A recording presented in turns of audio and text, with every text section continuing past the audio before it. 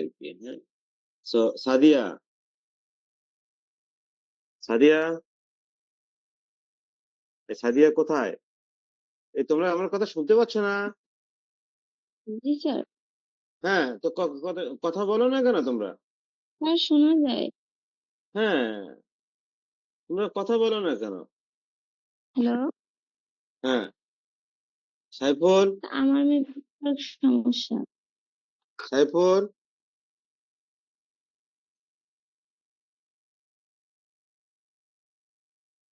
সাইফুল, আসসালামু আলাইকুম sir. Sir আছি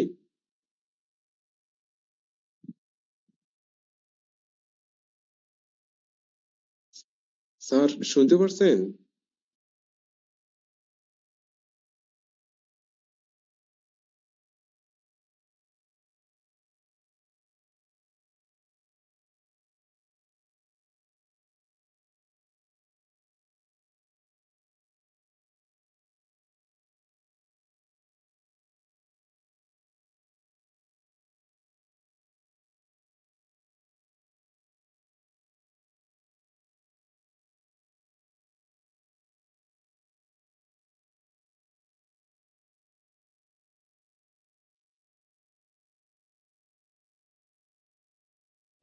সাদিয়া, রাকিব, সুদীপ্ত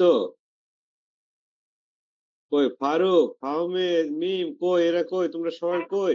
স্যার আছি, শাকিব, আপনার কথা শোনা যায় না। স্যার স্যার আছি, আছি স্যার। স্যার। স্যার আছি স্যার। আপনার শিপন, একটু প্রবলেম ওকে স্যার, কথা স্যার। ওকে, হ্যাঁ, তোমরা রেসপন্স করো, কারণ আমার এখানে নেটের সমস্যা করতে পারে। আমি বাসায় তো, যার কারণে এমনও হতে পারে। প্লাস হচ্ছে যে তোমাদের ওখানে নেটের প্রবলেম, আমি কথা বলে যাব, তোমরা শুনবে না, তাহলে তো খারাপ হবে। সবাই কথা বলবে।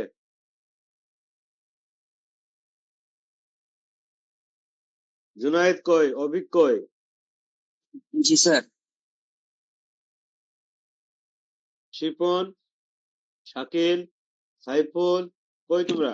জি স্যার আছি স্যার। জি স্যার আছি স্যার। কই সাদিয়া, মিম, জান্নাতুল কই? স্যার আছি স্যার। স্যার আছি স্যার। ভেরি গুড, আমরা শুরু করি।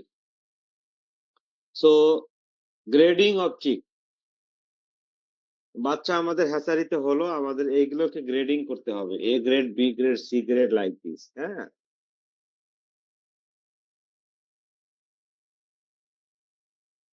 তো আমরা এখন দেখি শাকিল কই, শাকিল রিড আউট করো তো। Breeding of chicks. The definite standard of chick quality must be maintained. No chick below the minimum standard must be allowed to go to a customer. The standard should be same for all breeders and functioning all season of the year.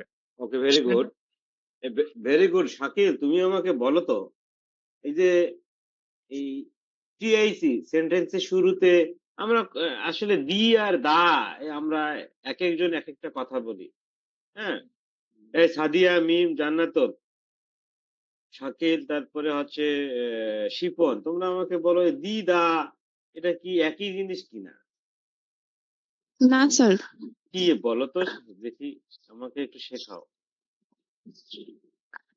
Sir যখন সেটা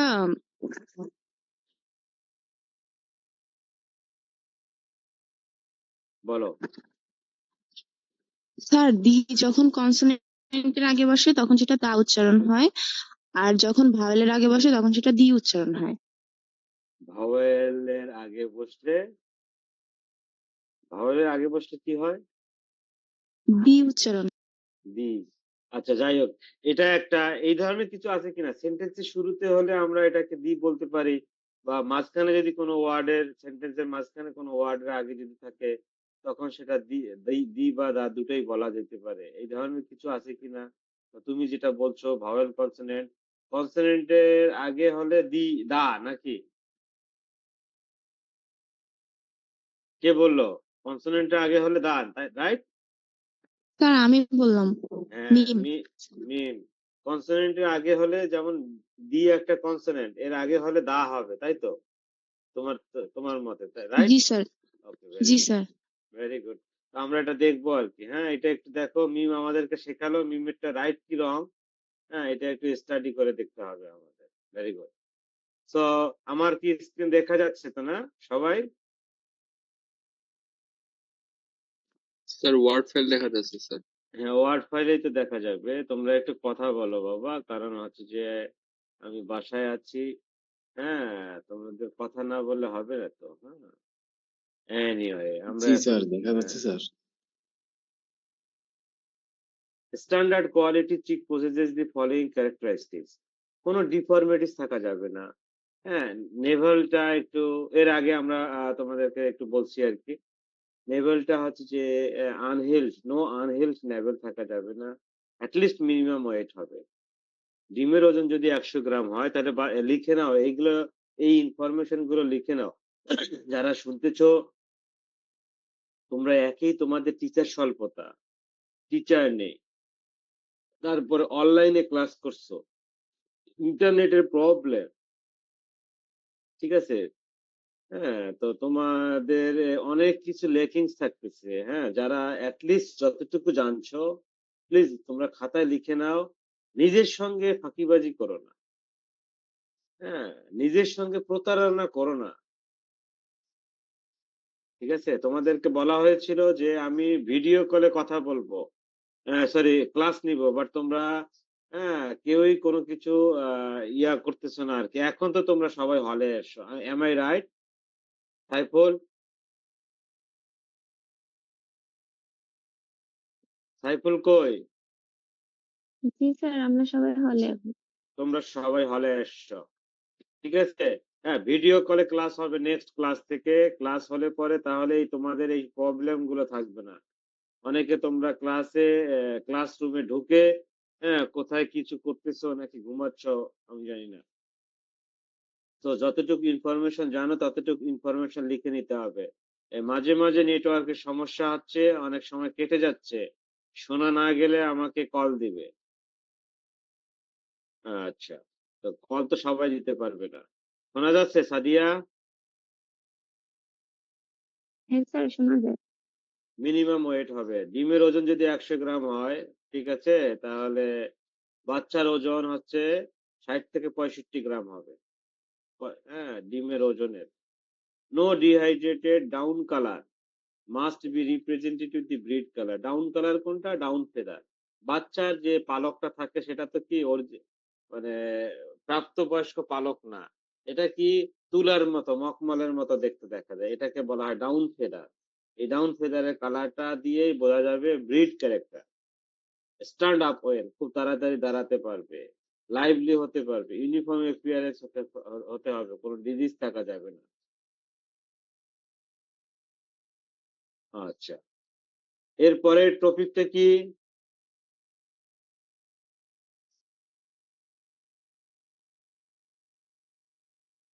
মিম, মিম কোথায়? জি sir, আসি। হ্যাঁ, মিম বলো দেখি, বলো কে পরের topic পড়ো। The process of removing chicks from the no hatcher no no after no no no, hatch. The process of removing chick take off hatch, কি বলছিলে তুমি? আমরা শুনতে পারিনি, মানে নেটের সমস্যা ছিল। জি আচ্ছা, স্যার। বিমানের ক্ষেত্রে জি দুটা, স্যার। ওকে শোনা গেছে। বিমানের ক্ষেত্রে দুটা শব্দ ইউজ করা হয়, একটা টেক অফ আর একটা ল্যান্ডিং। বুঝতে পারছো? ল্যান্ডিংটা কি? যখন বিমান ল্যান্ড করে। আর টেক অফ মানে যখন বিমান উড়ে যায় আর কি। হ্যাঁ, জি স্যার, ছেড়ে যাওয়া। সেরে যাওয়া আর কি। Very good.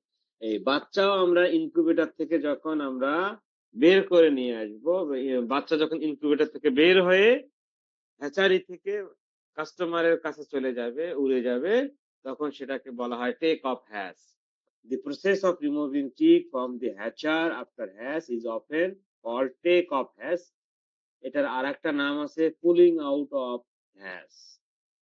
প্রশ্নে যদি আসে how to pull out of hatch, আর শর্ট নোট যদি আসে টেক অফ হ্যাশ, তাহলে লিখতে হবে how to pulling out of chicks from incubator. Question গুলো লিখে নাও, ঠিক আছে? ফাইনাল পরীক্ষায় থাকবে। আচ্ছা, ওকে, এরপরে যাই, এটাকে দুই ভাবে করা হয়। একটা হচ্ছে যে টেক অফ হ্যাজ বাই ব্যাস, যতগুলো ঢুকাবো সবগুলো একসঙ্গে বের করব। হ্যাঁ, না, ব্যাস, take off hatch by batch অর্থাৎ কি 10,000 ডিম বসালাম ইনকিউবেটরে। তো এই 10,000 ডিমের ভিতরে মনে কর 21 দিনে মুরগির বাচ্চা ফুটবে। অনেক সময় 20.5 ঘন্টায়ও ফুটে গেছে কিছু 2,000। তাহলে ওই 2,000 এর ব্যাচটাকে আগে বের করে নেব। তারপরে 21তম দিনে 8 ঘন্টা পরে আরো 2,000 ফুটলো, ওই ব্যাচটাকে বের করব, মানে আলাদা আলাদা ব্যাচ ওয়াইজ বের করব। আর আরেকটা বলা হচ্ছে যে কি, এটা সাধারণত রিসার্চ পারপাসে ব্যবহার করা হয়ে থাকে। আর কমার্শিয়ালি কি করা হচ্ছে, 20.5 ঘন্টায় হোক বা 21.5 ঘন্টায় হোক, যাই হোক না কেন, হ্যাঁ, 1 ডে প্লাস মাইনাস যাই হোক না কেন, তো দেখা যাচ্ছে যে তারা একসঙ্গে সবগুলোকে বের করবে। যেগুলো আগে ফুটবে সেগুলো ইনকিউবেটরের ভিতরেই থাকবে। তখন সেখানে কি হবে, ড্রাইং হবে। হ্যাঁ, খাদ্য না দিলেও কোনো সমস্যা নেই, 3 দিন পর্যন্ত তার ইয়ক মেটেরিয়াল গুলো খেয়েই এনার্জি নিয়ে বাচ্চা বেঁচে থাকতে পারবে। তো take off hatch by batch, take off hatch by all together. Take off hatch by batch অর্থাৎ কি, যেগুলো আগে ফুটলো ব্যাচে তাদেরকে একটা ব্যাচ কনসিডার করে আগে নিয়ে আসলাম। এদের কিছু সুবিধা অসুবিধা আছে, এই সুবিধা অসুবিধা গুলো খুবই ইজি পড়ে নিবে। জাস্ট টেক অফ হ্যাজ জিনিসটা কি, এবং টেক অফ হ্যাজ বলতে আমরা হ্যাচারিতে কি বুঝি, এটা দুই ভাবে করা হয়, ব্যাচ ওয়াইজ আর অল টুগেদার একসঙ্গে। এবং এই দুইটা এবং অ্যাডভান্টেজ ডিসঅ্যাডভান্টেজ গুলো তোমাদেরকে পড়ে নিতে হবে। সো দেখো এখানে বলা আছে কোশ্চেন, টেক অফ হ্যাজ আর pulling out of chicks, or how will you take off has or pulling out of chicks from incubator? হ্যাঁ, এই কোশ্চেনটা পরীক্ষায় আসে সাধারণত আর কি। হ্যাঁ, ওকে, ভেরি ইন্টারেস্টিং একটা দেখো এখানে, calculate the number of saleable chicks. আমরা এখন কিছু ম্যাথমেটিক্সে যাব। So the number of syllable chicks available for sale from a hash of a given number of egg set is determined from the figure of the percent hatchability, grade outs, and extra chicks. Okay. Saiful, sir okay Saiful, তুমি এই প্রবলেমটা read out করো দেখি। for example if বলো। if 1 lakh eggs were set and the total hatchability was 80%, ওকে, ধীরে ধীরে and বলো, এত যোগ। ইফ 1 লাখ, আসলে 1 লাখ বলতে আবার আমাদের দেশে 1 লাখ বোঝায়। হ্যাঁ, 1 লাখ, এই লক্ষ লাখ, এটা কিন্তু আসলে ওয়ার্ল্ডে এরকম না। স্যার ওরা তো 100,000 বলে স্যার। ভেরি গুড, ওরা 100,000। ওকে, যদি 1 লক্ষ ডিম আমরা ইনকিউবেটরে বসাই এবং যদি এর হ্যাসাবিলিটি পার্সেন্টেজ আমরা ধরে নেই স্যার 80%, 80,000 তাহলে 80,000 তাহলে ওকে ওয়েট করো, তাহলে কি 1 লাখের ভিতরে 80,000 বাচ্চা ফুটবে। হাউএভার এখানে বলা হয়েছে উইথ 2% গ্রেড আউট, মানে কি এই বাচ্চাকে গ্রেডিং করার পরে কিছু খারাপ বাচ্চাকে আমরা কাল করে দিব। এটা কি রকম হয়, 2% স্ট্যান্ডার্ড।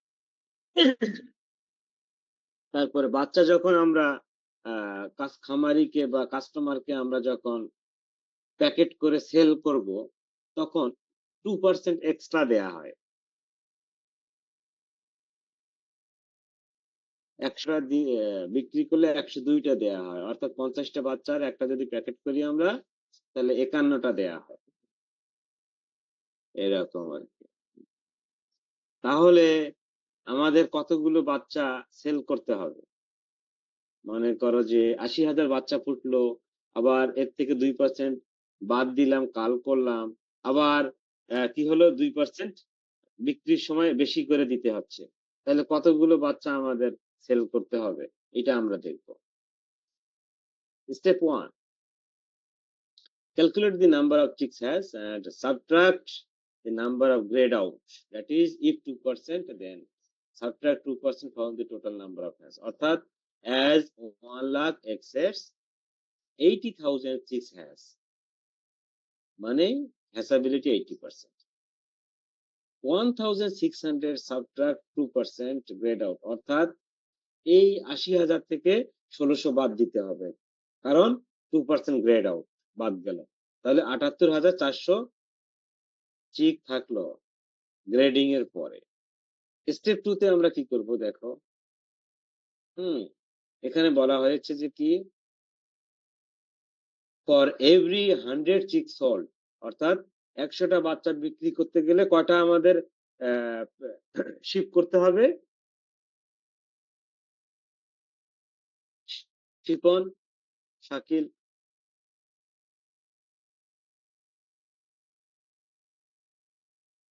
Sir, 96. শিপন, এখানে তো দেয়াই আছে। শাকিল তুমি কি বলো? হ্যাঁ, আমি তো বললাম এই যে 100টা বাচ্চা যদি বিক্রি করা হয়, ইনভয়েস করা হয়, তাহলে 2% এক্সট্রা দিতে হবে। 102টা বিক্রি করতে হবে তোমাকে। 96 কিভাবে হয়? হ্যাঁ, তুমি এটা দেখে বলতে পারো না? Thus, the chicks available after grading must be equal to 102, অর্থাৎ গ্রেডিং এর পরে মনে রেখো যে 102টা বাচ্চা আমাদেরকে ইনভয়েস করতে হবে, মানে বিক্রি করতে হবে 100টার জন্য। বুঝতে পারছো? এভাবে বলা হয়েছে যে 102টা বিক্রি করব 100টার জন্য, ঠিক আছে? একটার জন্য কত আর 78,400 জন্য কত? তাহলে আমরা কত আসবে দেখো এখানে 76,863।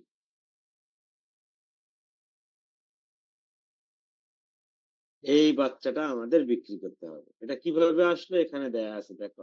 78,400 কে আমরা হ্যাঁ কি করব? ওই যে বলা হলো না তোমাদের যে 102টা বিক্রি করলে আসলে বিক্রি হবে 100টা, একের জন্য কত? 78,400 জন্য কত? এটাকেই বলা হয়েছে যে 78,400 ডিভাইডেড 102 মাল্টিপ্লাই 100। এটা কি কেউ বুঝেছো? তোমরা কি কেউ বুঝো নাই বলো?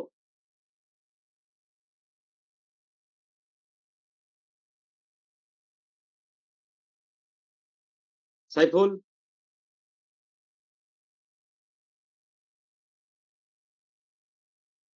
শাকিল, শিপন, সাদিয়া, মিম, জি স্যার, জান্নাতুল। বুঝেছি। হ্যাঁ, শিপন বোঝাও বোঝাও দেখি একটু তুমি। হ্যাঁ, জি স্যার। তুমি এই ম্যাথমেটিক্সটা বোঝাও। স্যার, 100টা বাচ্চা বিক্রি করলে সেখানে হচ্ছে 2% হচ্ছে এই দিতে না, হবে। শুরু থেকে ধরো যে এভাবে ইনকিউবেটরে আমরা 1 লক্ষ ডিম বসালাম বাচ্চা ফুটানোর জন্য।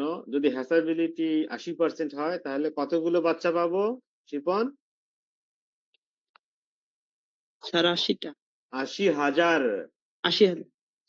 1 লক্ষতে 80টা পাবা তুমি?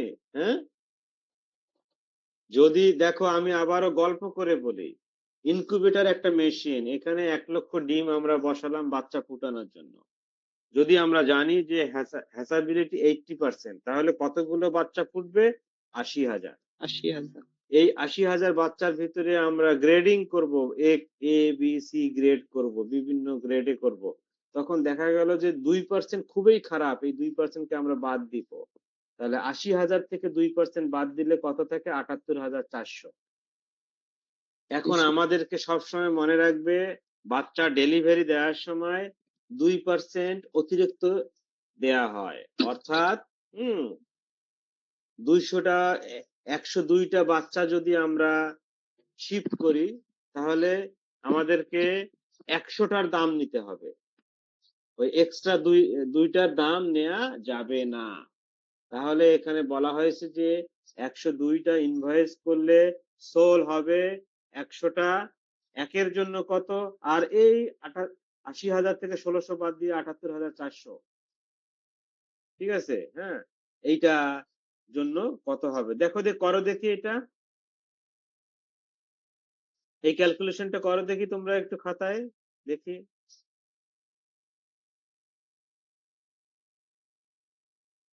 একশো দুইটার ইনভয়েস করলে বিক্রি হবে 100টা, একের জন্য কত, আর হচ্ছে কি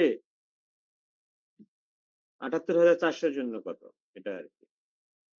এনিওয়ে, এটা আসবে তোমার 76,863, এটাই হচ্ছে নাম্বার অফ সেলাবল চিক্স।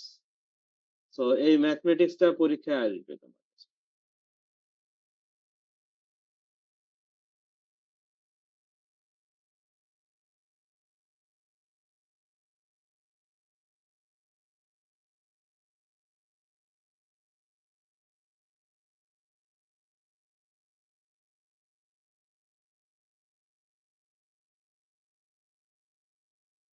ওকে, তোমরা আমার স্ক্রিন দেখতে পাচ্ছ? কথা বলো, জি হ্যালো। স্যার। ওকে, ভেরি গুড। এখন অনেক স্টুডেন্ট এসে গেছো। সাইফুল, তুমি তো মনে হয় আমাকে স্টুডেন্ট লিস্ট এখন পাঠালে না আজকে? সাইফুল, স্যার, জি স্যার, পাঠাইছিলাম। Very good. স্যার আপনি একটু ওই যে ওইটা এডিট করে 4 to ইয়ে করে দিন, আর আচ্ছা, ওইটা আমি করব, তবে এডিট গুলো কোনো জিনিস যখন পাঠাবে তখন হচ্ছে যে সঠিকভাবে পাঠাবে। হ্যাঁ, তুমি হেডিং এ মনে হয় সেমিস্টার লেভেল সেমিস্টারের নাম করো নাই, কোর্স কোড, কোর্স টাইটেল, এটা সবকিছু কমপ্লিট করে টিচারদের পাঠাতে হয়। টিচারদের স্যার পাঠানোর পরে ওইটা স্যার টিচার, ওই হ্যাঁ, অফিস সহকারী থেকে নিয়েছিলাম স্যার। যাই হোক, টিচারদের পাঠানোর পরে হ্যাঁ, যদি কোথাও ভুল হয় এটা বলা যায় না যে স্যার একটু কষ্ট করে ঠিক করে নিয়েন, এটা বেয়াদবি। হ্যাঁ, যে কোনো শিক্ষকের সঙ্গে এই ধরনের কথাবার্তা বলা যায় না। জি sir, sorry sir. Anyway, it's okay. আমি তোমাকে শেখাচ্ছি আর কি, আমাকে সরি বলতে হবে না, অন্য টিচারের সঙ্গে না করলেই হবে। তো ফ্লক ইউনিফর্মিটি, এটা তোমাদের পরীক্ষায় আসবে, ফাইনাল পরীক্ষা শর্ট নোট আকারে।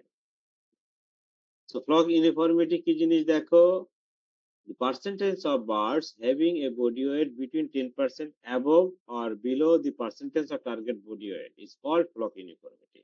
অর্থাৎ 30 দিনের ব্রয়লার আমি যদি পালন করি, আমার বডি ওয়েট যদি 2000 গ্রাম হয়ে থাকে, দ্যাট মিনস 2 কিলোগ্রাম হয়ে থাকে, তাহলে ফ্লক ইউনিফর্মিটি বলতে বোঝাবে এই 2000 গ্রামের 10% কম হতে যদি হয় বা বেশি হয়, তাহলে আমরা বলে নিব হ্যাঁ ওই ফ্লকটা ইউনিফর্ম সাইজে আছে।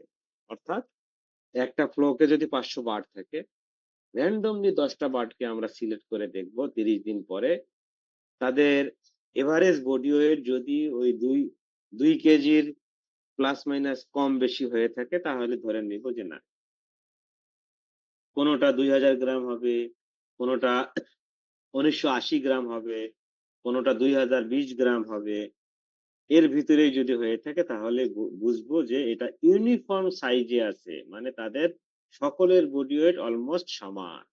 এই ফ্লক ইউনিফর্মিটি যদি ভালো থাকে, দ্যাট মিনস সবগুলো বার্ডের বডি ওয়েট যদি একই রকম থাকে, কারণ বডি ওয়েটের উপর ডিপেন্ড করে নিউট্রিয়েন্ট রিকোয়ারমেন্ট।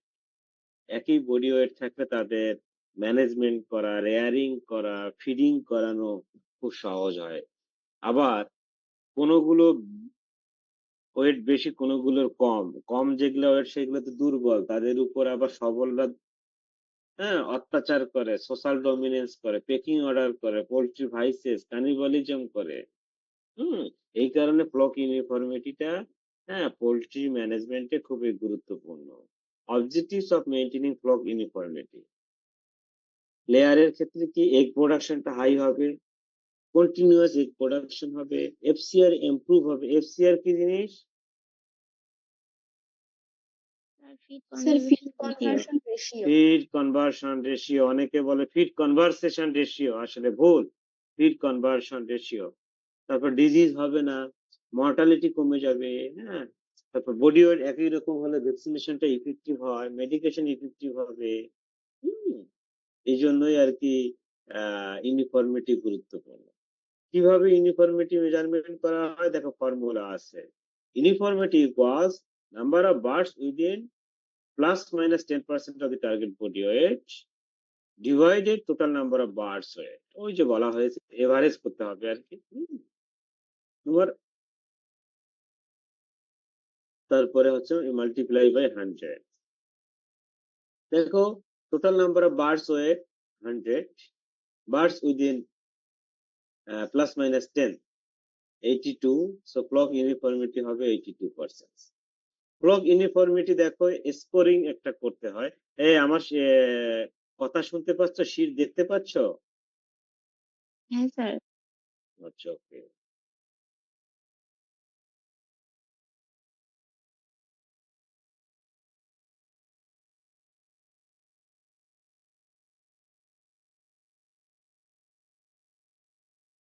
ওকে,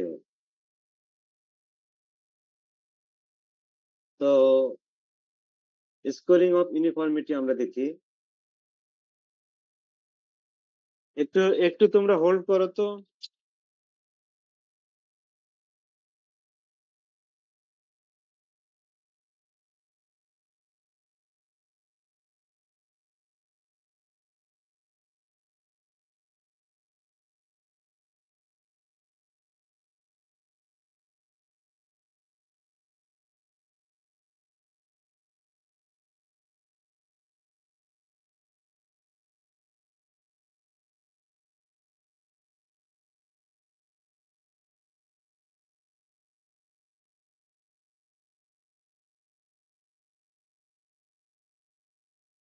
বাচ্চাটাকে নিয়ে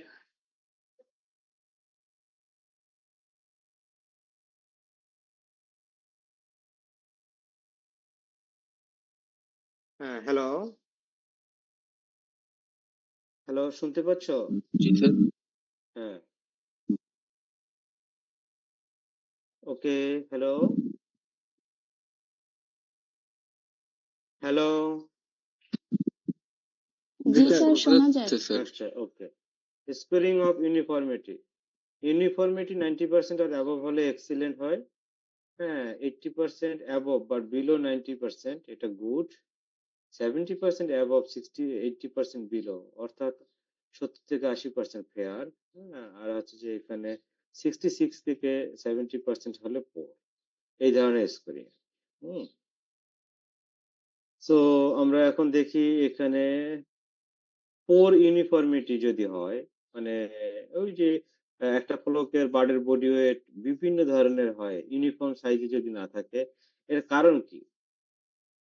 পোল্ট্রি ম্যানেজমেন্ট হইতে পারে, temperature, feeding, stocking density problem হইতে পারে। হ্যাঁ, তারপরে হচ্ছে যে hatching hatching of eggs, hatching eggs from parent stock of different age, অর্থাৎ এই যে আমরা ডিম বাচ্চা ফুটানোর জন্য যে ডিমগুলো নিয়ে আসবো না, এইগুলো যদি বিভিন্ন ব্রিডের ফার্ম থেকে হয় এবং ওই ব্রিডের ফার্মে মোরগ মুরগির বয়স বিভিন্ন ধরনের হয়, কিছু কোনোগুলোর বয়স 26 সপ্তাহ, কোনোগুলোর বয়স 42 সপ্তাহ, কোনোগুলোর বয়স 70 সপ্তাহ, এই ধরনের বিভিন্ন বয়সের ব্রিডার ফার্ম থেকে যদি ডিম কালেক্ট করে যদি আমরা একত্রে আহ ইনকিউবেটরে বসানো হয়ে থাকে, ওখান থেকে যে বাচ্চাগুলো হবে ওই বাচ্চাগুলো আবার আহ যে ফার্মে রেয়ার করা হবে ওই ফ্লোকে ওই ফার্মের বাচ্চাগুলোর বডি ওয়েট বিভিন্ন ধরনের হবে। ওয়াটার, হ্যাঁ, কোয়ালিটি অ্যান্ড টেম্পারেচার। এরপরে হচ্ছে যে disease and stress condition, excessive dehydration during transport of chicks, এইগুলোর কারণে পোর ইউনিফর্মিটি হতে পারে। সো ফ্লক ইউনিফর্মিটি সম্পর্কে তোমাদের শর্ট নোট আসবে, এই ডেফিনেশনটা দিবা, অবজেক্টিভ দিবা, ফর্মুলা দিবে।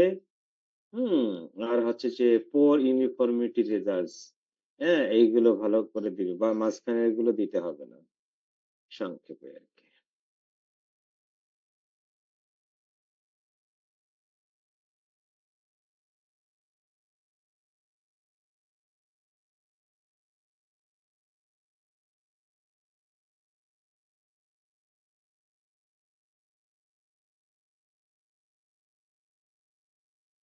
এরপরে চলে আসি আমরা কি হ্যাচারি অপারেশন। হ্যাঁ,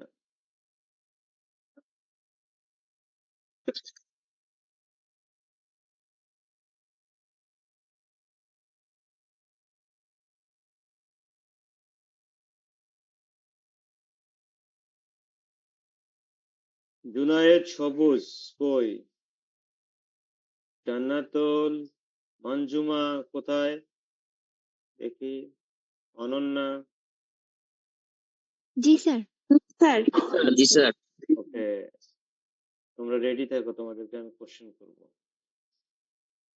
ওকে, so hatchery operation cost.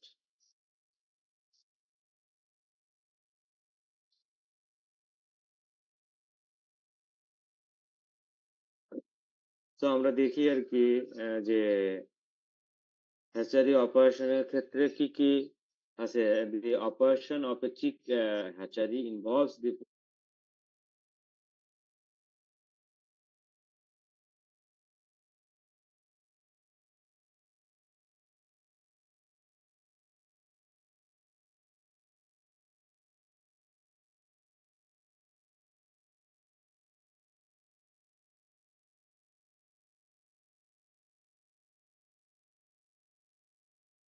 Sir শুনতে পাচ্ছি না।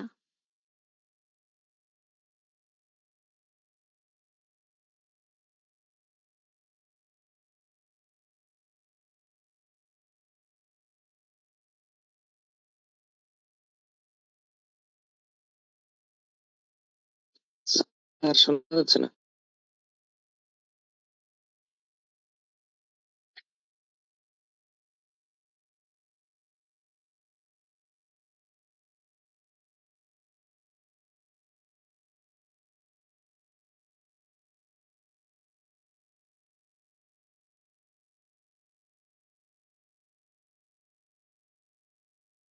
শুনতে পাচ্ছি না স্যার।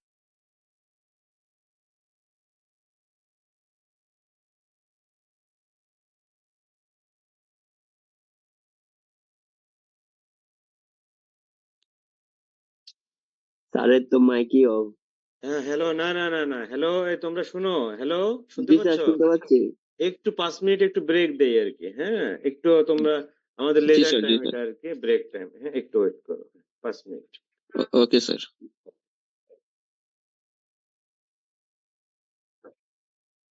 ঠিক আছে।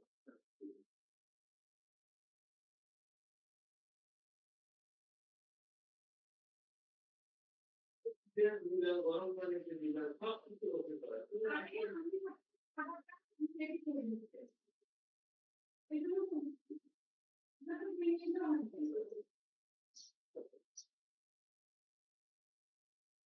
এইদিকে সবকিছু রেডি থাকলে আমি তো ক্লাসে গেলে বাসায় আছি, তোমাদের অগ্রিম করা লাগবে। তো ওই একই রান্না করতেছে, অনেক স্বপ্ন দেখতেছে, ইয়ে করতেছে।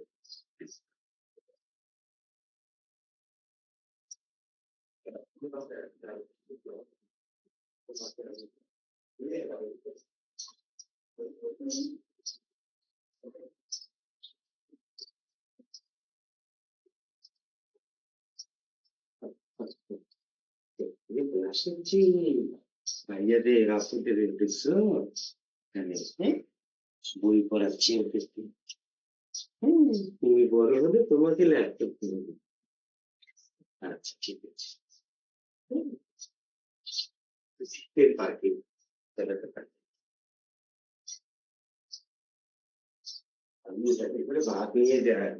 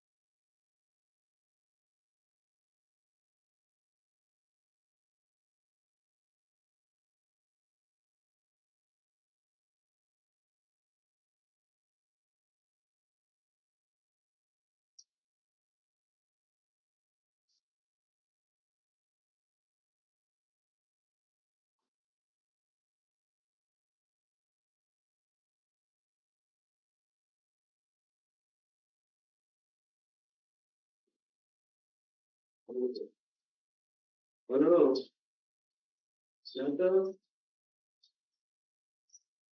ও, আচ্ছা, ঠিক আছে।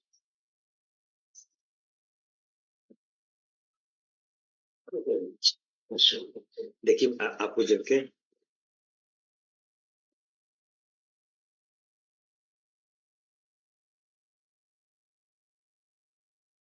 দেখি কালকে তো।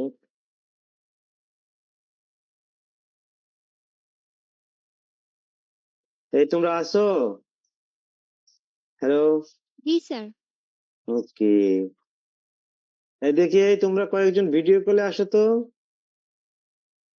ভিডিও কলে না, ভিডিওতে আসো, ফেস টু ফেস চলে আসো দেখি। এই এই দুই তিনজন মেয়ে আসো, দুই তিনজন ছেলে আসো দেখি। এই যে আমার মেয়ে দেখবে তোমাদেরকে। কই তোমরা?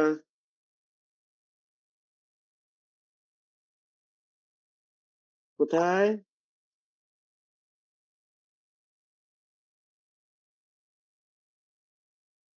এই যে দেখো, এই যে দেখো, এই যে ভাইয়া দেখছো? হ্যাঁ। এই মিম, সাদিয়া, কোথায় তোমরা? জি স্যার, এই তো আমি আসছি। দেখো, এই যে দেখছো আপি। হ্যাঁ। ও কান্না করছে বুঝছো, এই কারণে তোমাদেরকে দেখতে চাচ্ছে আর কি। হ্যাঁ, আমি মন ক্লাস, খারাপ কেন স্যার? ও ঘুম থেকে উঠলো কেবল আর কি, বুঝতে পারছো? উঠেই কান্না শুরু করে দিয়েছে, ওর আম্মুর কাছে থাকছে না আর কি। আমি ক্লাস নিচ্ছি, পরে বলছে আমি দেখবো, আমি দেখবো।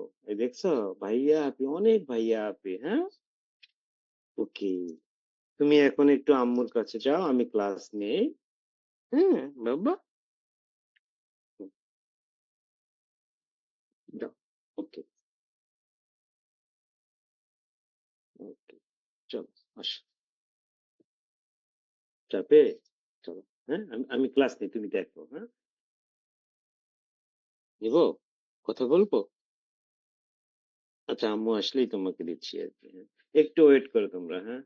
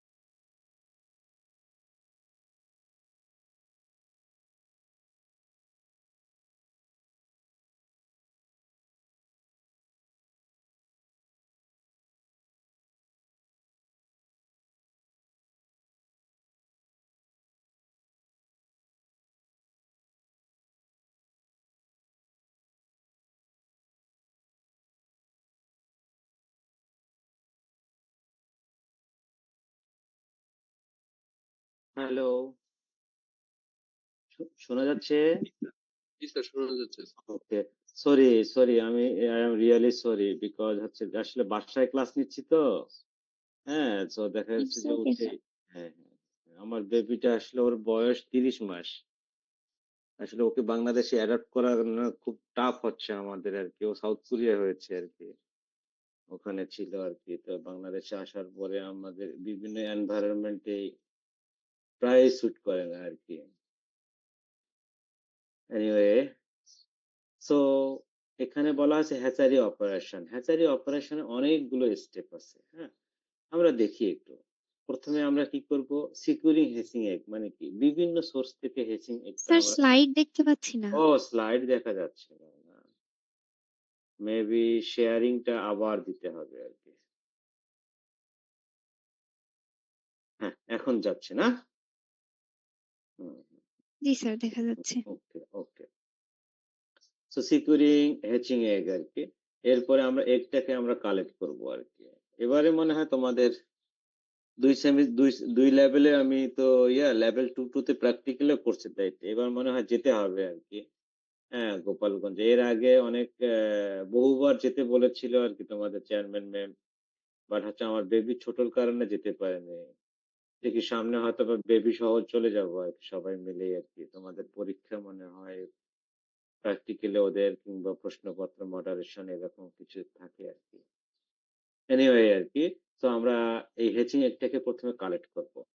কালেক্ট করার পরে ট্রেইনিং করব। ট্রেইনিংটা কি জিনিস জানো? সেটাতে হচ্ছে যে এটাকে আমরা সিলেকশন করে, সিলেকশন অফ হ্যাচিং এগ আছে না, এটা। এরপরে আমরা এগ ট্রেতে বসাবো আর কি, এখানে। এরপরে হচ্ছে যে যদি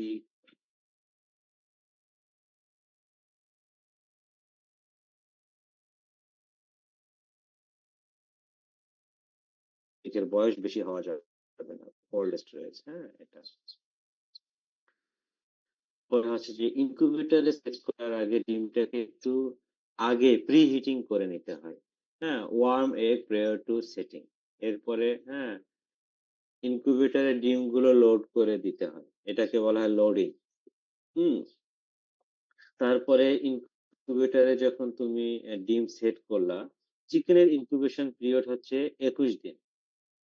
7ম এবং 14তম দিনে ক্যানলিং করে দেখা হয় ডিমগুলোকে ইনকিউবেটরে, যে এইগুলো ফার্টাইল নাকি ইনফার্টাইল। হ্যাঁ, তো এই ক্যানলিং করে যেগুলো ফার্টাইল সেগুলো হচ্ছে ব্ল্যাক টাইপের হবে, অস্বচ্ছ হবে। বাট যেগুলো ইনফার্টাইল বাট ইনকিউবেটরে আমরা বসিয়েছি, সেইগুলো ট্রান্সপারেন্ট হবে আর কি। হ্যাঁ, এই আর কি। এরপরে কি করব, চিকেনের ইনকিউবেশন পিরিয়ড 21 দিন। প্রথম 18 দিনকে কি কি পিরিয়ড বলে? Setting period. Setting period Manjuma. আর হ্যাচিং পিরিয়ড, এই 18 দিন শেষে 19তম দিনে আমরা সেটিং পিরিয়ডে সেটিং ট্রে থেকে হেসিং পিরিয়ডের হেসিং ট্রেতে ডিমগুলোকে সেট করব। সেটিং ট্রেতে আর হেসিং ট্রেতে ডিমগুলো কিভাবে থাকে মঞ্জুমা? স্যার সেটিং ট্রেতে হচ্ছে ব্রড এন্ডটা উপরের দিকে দিয়ে রাখা হয়, আর ব্রড, হ্যাচিং ট্রেতে হ্যাঁ, ব্রড এন্ড উপরের দিকে, বাট একটু হালানো 45 ডিগ্রি অ্যাঙ্গেলে ডিমগুলো রাখতে হয়। জি স্যার। প্রতিটার জন্য আলাদা গর্ত থাকে। আর হ্যাচিং ট্রেতে জাস্ট হচ্ছে ডিমগুলোকে একটা নরমাল প্লেটে, আমরা যদি কোনো ডিমকে রাখি বাড়িতে, ঠিক এভাবে হরাইজন্টালি রাখতে হয়, কারণ বাচ্চা ফুটে বের হবে তো। হুম, ঠিক এটাই। এরপরে যখন বাচ্চা হলো তখন এটাকে পুল আউট করব। Pulling out, pulling the hatch, এর অপর নাম কি? এর অ্যানাদার নাম আছে একটা, পুলিং দি হ্যাচ আর পুলিং আউট অফ চিক্স। এটাকে কি বলে? Take off hatch. কিছুক্ষণ আগেই পড়ালাম, হ্যাঁ। তারপরে কি হয়, হার্ডেনিং অফ চিক করতে হয়, ডিমগুলোকে একটু ড্রাই করতে হয় আর কি, হ্যাঁ। এরপরে গ্রেডিং করব, হ্যাঁ। গ্রেডিং করার পরে সেক্সিং করব, মেল ফিমেল আলাদা করব, ভ্যাকসিন দিব, হুম। তারপরে ডেলিভারি দিব। ডেলিভারি দেওয়ার পরে ইনকিউবেটর রুমে যত ধরনের ইনকিউবেটর ট্রে, সবগুলো ওয়াশিং ক্লিনিং করব। তারপরে ওয়েস্ট গুলোকে আমরা ডিসপোজ করব। এই সবগুলো হচ্ছে হ্যাচারি অপারেশনের স্টেপ। হ্যাঁ, আচ্ছা। এখন দেখো যে এই যে ভ্যাকসিন, হ্যাচারিতে ভ্যাকসিন দেওয়া হয়, এর টাকা নেওয়া হয় না। সেক্সিং করা হয়, টাকা নেওয়া হয় না লোক দিয়ে। গ্রেডিং করা হয়, টাকা দেওয়া নেওয়া হয় না। হার্ডেনিং, কুলিং, এইগুলো হচ্ছে হ্যাচারির অ্যাক্টিভিটিস এর ভিতরেই পড়ে। এইগুলোকে বলা হয় হ্যাচারি সার্ভিসেস, ফ্রি সেবা হ্যাচারিতে। সো এখানে দেখো তোমাদের ডিটেলস পড়ানো হলো, বাট আমি সংক্ষেপে আলোচনা করলাম। এখানে একটা ফ্লো চার্ট আছে, steps involves in commercial hatchery operation. এটা পরীক্ষায় আসবে তোমাদের ফাইনাল পরীক্ষায়। যদি এই ধরনের কোনো কিছু আসে, আউটলাইন করতে বলে, জাস্ট হচ্ছে নিচে এই স্টেপ গুলো দিয়ে দিবা। এই আর স্যার এটা কি স্যার? কি। Steps, outline the steps involve in hatchery operation.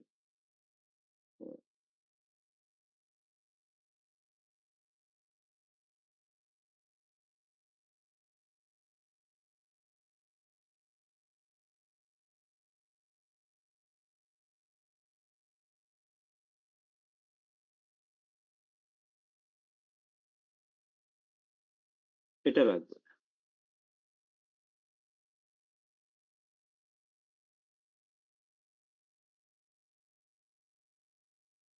ওকে, আমার স্ক্রিন যায় প্রিন্সিপালস অফ ইনকিউবেশন। স্লাইড দেখা যায়? জি sir. Okay, so principles of incubation এর ভিতরে there are 4 major functions involved in incubation and hatching egg. So এখানে temperature, humidity, ventilation, position of egg, turning of egg, এইগুলো মূলত main principles and requirements artificial incubation এর, both artificial and natural incubation এর ক্ষেত্রে। So চিকেনের ক্ষেত্রে incubation period 21 days, অর্থাৎ 21 ডেজে ডিম থেকে বাচ্চা হ্যাচ আউট হয়।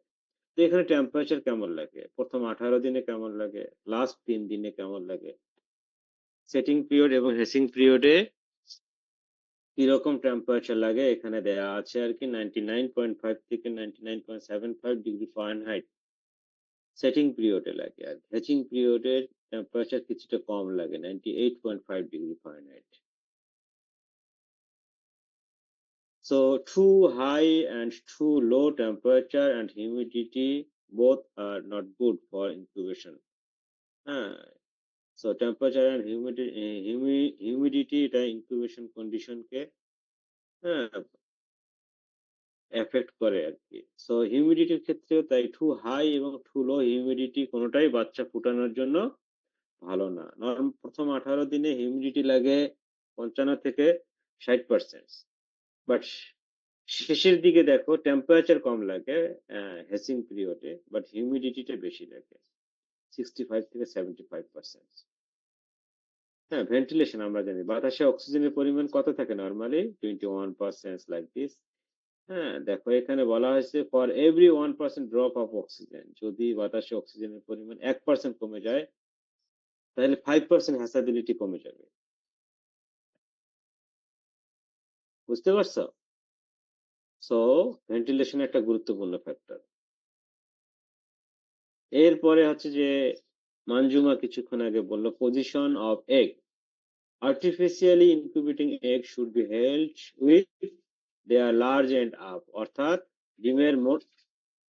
ডিমের মোটা প্রান্তটা উপরের দিকে করে রাখতে হবে। এই আর কি,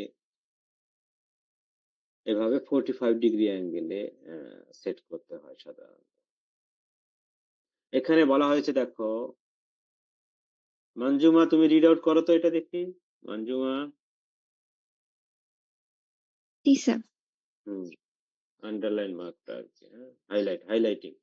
Under normal Under circumstances, normal circumstances, eggs are set with large end up for the first 18 days okay, and in horizontal position for the last 3 days.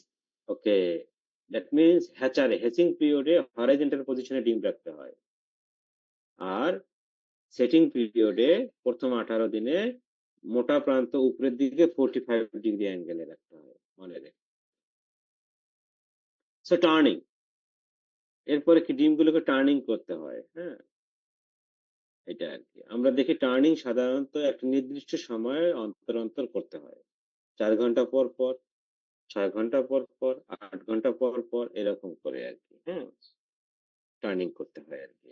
R modern incubator গুলোতে অটো টার্নিং সিস্টেম আছে। Just হচ্ছে যে আমরা switch on করে দিলেই এবং টাইমিংটা set করে দিলে 6 ঘন্টা পর পর দিনে 4 বার টার্নিং হবে আর কি। টার্নিং করার উদ্দেশ্য হচ্ছে যে কি, ডিমের ভিতরে যখন এমব্রায়ো ডেভেলপ হয়ে যাবে, টার্নিং যদি আমরা না করে থাকি তাহলে এই এমব্রায়োটা এগশেল মেমব্রেনের সঙ্গে লেগে যাবে। টার্নিং আমরা আরেকটা উদ্দেশ্যে করে থাকি, সেটা হচ্ছে যে 6 ঘন্টা পর পর যখন দেখা যাচ্ছে যে ডিমের এক প্রান্ত উপরের দিকে থাকতেছে আর সর্বদাই যদি টার্নিং না করে থাকি আরেক প্রান্ত নিচের দিকে থাকতেছে। আর টার্নিং করলে কি হবে, নিচ প্রান্ত আবার উপরের দিকে যাবে, উপরের প্রান্ত নিচের দিকে আসবে। ডান সাইডের প্রান্ত বাম সাইডে যাবে, বাম সাইডের প্রান্ত ডান সাইডে আসবে। দ্যাট মিন্স ডিমের সব জায়গায় সঠিকভাবে তাপ পাবে, তাহলে বাচ্চা প্রপারলি ডেভেলপ হবে। এই জন্য টার্নিং করা হয়ে থাকে। বাট মঞ্জুমা দেখো যে এখানে বলা আছে যে টার্নিংটা লাস্ট 3 দিনে করা যাবে না, অর্থাৎ 19, 20 এবং 21তম দিনে কখনোই টার্নিং করা যাবে না, কারণ 18তম দিনে অলরেডি বাচ্চা হয়ে গেছে। এখন যদি টার্নিং করে থাকি বেশি মুভমেন্ট করার ফলে বাচ্চা ভিতরে মারা যাবে। টার্নিং করতে হয় সেটিং পিরিয়ডে। এনামুল বুঝতে পারছো? জি স্যার, বুঝতে পারছি। ওকে, এখানে শানি নজরুল দেয়া আছে। আমি এতক্ষণ ধরে যা আলোচনা করলাম তার একটা টেবুলেটেড ফর্মে এখানে দেয়া আছে আর কি, খুবই সংক্ষেপে। এতটুকু জানলেও তোমাদের অ্যাটলিস্ট ভাইবা বা সার্ভিস লাইফে গিয়ে কভার করবে আর কি। এখান থেকে আর কিছু করতে হবে না। হ্যাঁ, principles, briefly describe the principles and requirements for incubation. হ্যাঁ, এই ফার্স্ট পেজটা আর হচ্ছে এই টেবলটা আর কি, এতটুকু পড়লেই হবে। হ্যাঁ, নিচের গুলো পড়তে হবে না।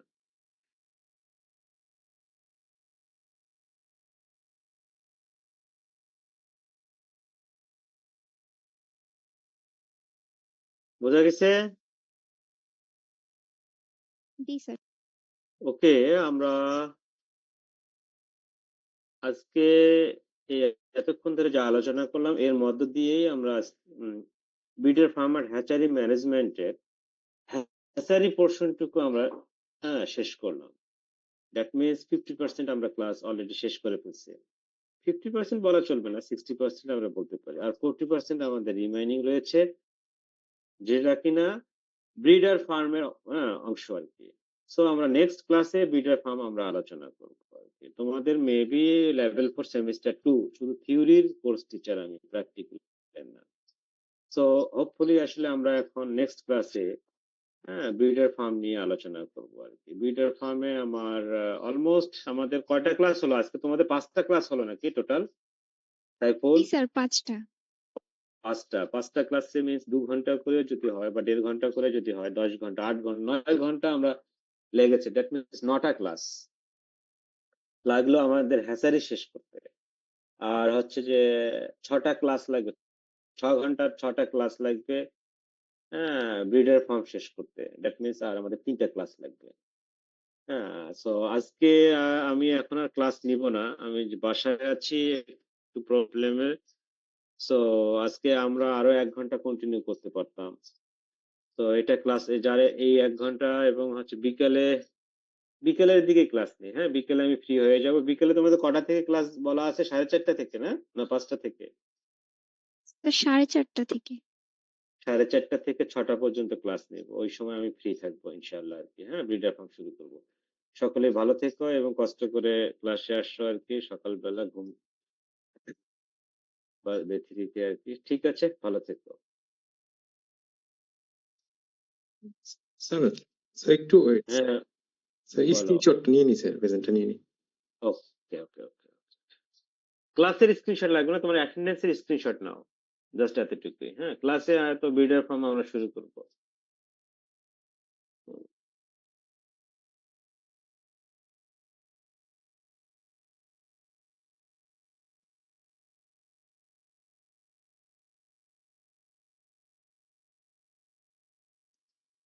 জি স্যার, শেষ। ওকে ওকে, থ্যাংক ইউ সাইফুল। আসলে আমরা ক্লাসটা আরো আমি চাইছিলাম যে আরো 1 ঘন্টা কন্টিনিউ করে বিকেলে অফ রাখবো, বাট হচ্ছে বিকেলে নেই আর কি। হ্যাঁ, ওই সময়টা আমি ফ্রি থাকবো, তোমরা ফ্রি থাকবে। ইনশাআল্লাহ আসছি। হ্যাঁ, ভালো ইনশাআল্লাহ স্যার, হ্যাঁ, ইনশাআল্লাহ। ওকে ওকে। Yes.